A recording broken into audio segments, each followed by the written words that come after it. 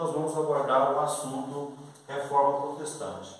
Como nós vimos na aula passada, nós abordamos alguns temas que foram fenômenos na sociedade, onde nós vimos que as grandes navegação, nós abordamos também sobre a reforma na França, né, a reforma na França, e nós falamos também sobre a reforma industrial. Bom, hoje nós vamos falar sobre a reforma protestante. O que foi a reforma protestante e o que ela tem a ver com a sociologia? Bom, a reforma protestante foi um movimento religioso que aconteceu na Europa, tá? no século XVI, por razões políticas, tá? e religiosas. O movimento teve um principal líder, Martinho Lutero, um monge alemão, né? que por meio de 95 teses, ele fez críticas à Igreja Católica e o sistema papal. Bom, quando ele fez essa tese, ele provocou um grande rebuliço naquela época, porque ele pegou as 95 teses e foi lá na igreja do castelo e colocou grudado na porta da igreja. Isso aí provocou um grande desajuste na igreja naquela época, porque qual que era a principal crítica que ele fazia? Que a igreja católica, tá? Que nós vimos que era o clero naquela época. Nós vimos também na aula passada que a Europa toda era monarquia. Essa reforma foi uma grande transformações religiosas na época, por motivo dessas 95 teses, pois rompeu a unidade do cristianismo no Oriente. Então, quer dizer, ali era só a igreja católica, né, o regime papal, e começou as 95 teses ir contra essa liderança, né, liderança papal e da igreja católica. Isso aconteceu no dia 31 de outubro de 1517. Martim Lutero fixou na porta do castelo nesse dia. Por isso que os luterianos, eles comemoram dia 31 de outubro, o dia do protestantismo. Tá? A reforma protestante foi um movimento que teve uma grande mudança, né? Foi um fenômeno que aconteceu na sociedade, por isso que ela tem impactos na disciplina da sociologia. Tá? Naquele período, o principal embate entre a igreja, o Estado, ou a igreja e a monarquia era o quê? Que a espiritualidade sobre o povo definia os certos controles administrativos. Então, a igreja se dominava ali naquele período. Então, os reis da monarquia, eles ficavam um pouco com inveja do que tinha a igreja. Eles dominavam e os governantes conquistavam o poder espiritual e o ideológico, porque quem tomava conta das ideias, quem dominava o povo era a igreja católica. Tá? Além de desejar o quê? Os tributos, porque a lei deles pagar os tributos para a monarquia, eles pagavam para o clero, que era o reino papal. Tá? Naquele período, a principal coisa que eles cobravam era o dízimo também e tributos, né? Eles vendiam alguns direitos, como o direito de ir para o céu, né? Como forma de garantir o direito dos reis. Os governadores conquistavam o quê? O poder financeiro daquela época.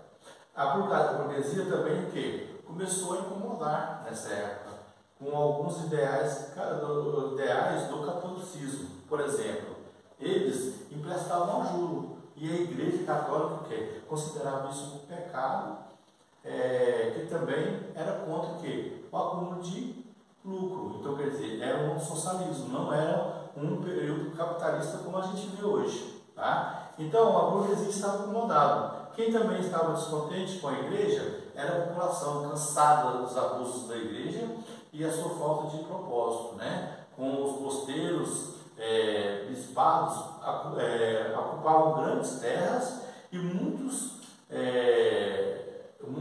estavam cansados dos superiores religiosos que viviam à custa dos camponeses. Então eles viviam na mordomia e ali quem cuidava deles, quem tratava deles, eram os camponeses que viviam ali naquele lugar ali. Mas quem foi Martinho Lutero?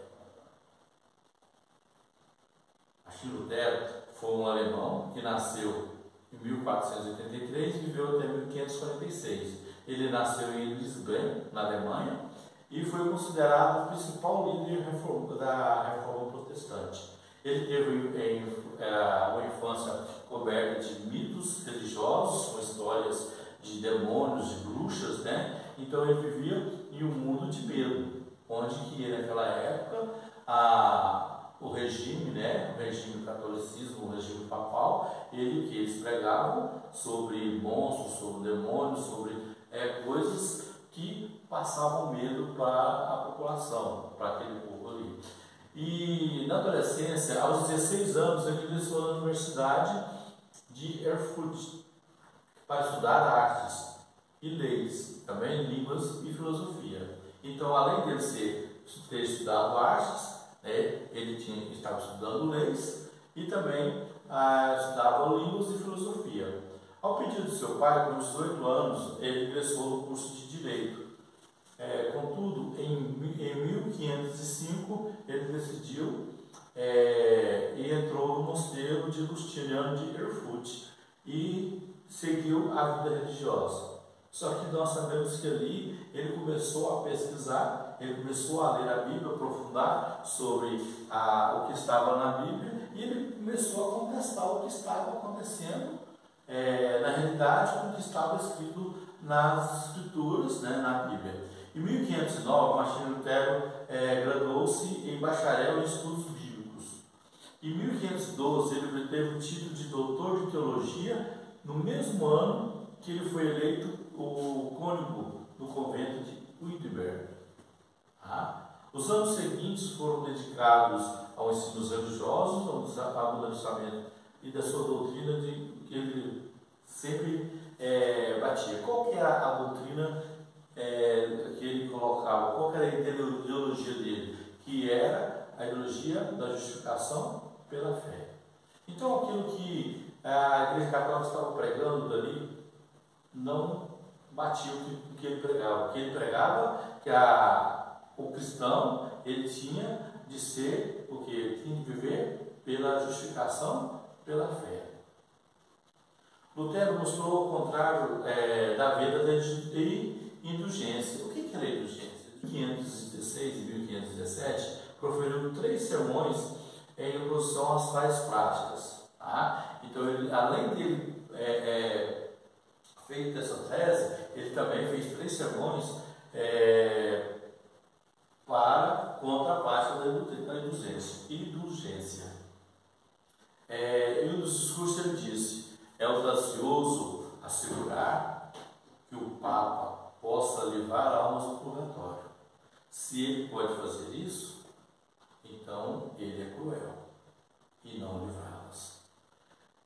A ação de Lutero rapidamente repercutiu pelos países da Europa. No ano seguinte, em 1518, ele foi acusado de heresia e chamado em Roma. O monge recusou a ordem do Papa, né, a ordem papal, que manteve as suas posições e que também expressava a opinião de boa parte da população. Então, além dele pregar, ele tinha as pessoas que o apoiavam. Então, o Papa falou: você renega o que você falou, ou você vai ser acusado de heresia. Só que em 1520, Martinho Lutero recebeu uma bula papal que ordenava que ele retratasse e seria excomungado. Em resposta, ele, juntamente com os estudantes e professores da Universidade de Wittenberg, queimaram a bula na praça pública.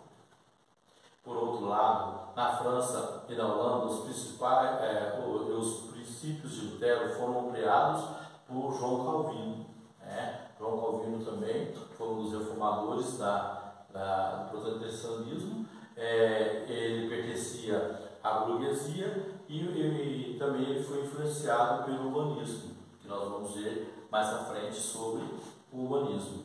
E pela tese de Martim Lutero.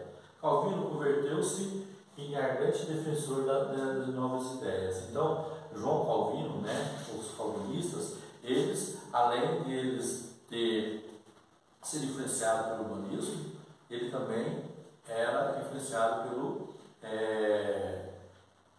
pelas leis, né, pelas as ideias de Martim Lutero. Ele escreveu também a instituição da religião cristã, que veio a ser o catecismo dos calvinistas. Tá? Perseguido, refugiou-se em Genebra, na Suíça, onde a reforma havia sido adotada. Dinamizou o movimento reformista através de novos princípios, completando e ampliando a doutrina luterana. Bom, determinou que não houvesse nenhuma imagem nas igrejas e a Bíblia era a base da religião. Então ali começou a ter uma reforma, porque quando era o poder papal, os únicos que teriam condições, os únicos que teriam acesso à Bíblia, era só o pessoal do alto clero e também que estudava, né, para ser padre. Então eram os únicos que teriam contato com a Bíblia. Então, com a reforma com João Calvino, ele fez uma reforma onde ele colocou que nas igrejas não haveria mais imagem, e a Bíblia seria o quê? O grande influenciador das normas ali naquela igreja. Não sendo necessário sequer a exigência de um clero regular. Então, quer dizer, quando você ia ler a Bíblia, você tinha que ter alguém do clero para estar ali perto. Então, a Bíblia seria o que? Agora popularizada. Eles começaram a estudar e assim começou a reforma da protestante. Para Calvino, a salvação não depende dos fiéis, e sim de Deus, que escolhe as pessoas que deverão ser salvas. Doutrina da predestinação. Uma das coisas que ele pregava, que Deus escolhia as pessoas que iam ser salvas. Os calvinistas expandiu-se rapidamente por toda a Europa, mais do que os luteranos. Atingiu países baixos como a Holanda, a Dinamarca, a Escócia, cujos seguidores são chamados de presbiterianos. Na França, os huguenotes eram chamados dessa maneira. E na Inglaterra, os puritanos. Bom, como nós vimos aí, teve uma mudança muito grande em questão da religiosidade. Então, ali teve uma reforma protestante, uma reforma religiosa, aonde foi um fenômeno, no mundo, na Europa, principalmente na Europa, aonde nós vimos lá na França os três estados, que eram o clero, a monarquia e a burguesia e o povo em geral. Então agora o povo em geral começou a ser contra também o clero. Então essa reforma ela foi um fenômeno onde a sociologia estuda, que foi transformação da sociedade daquela época para hoje. Nós vemos que hoje não só a Igreja Católica, o sistema papal existe no mundo, mas existem várias religiões. Então daí começou a mudança religiosa do nosso mundo.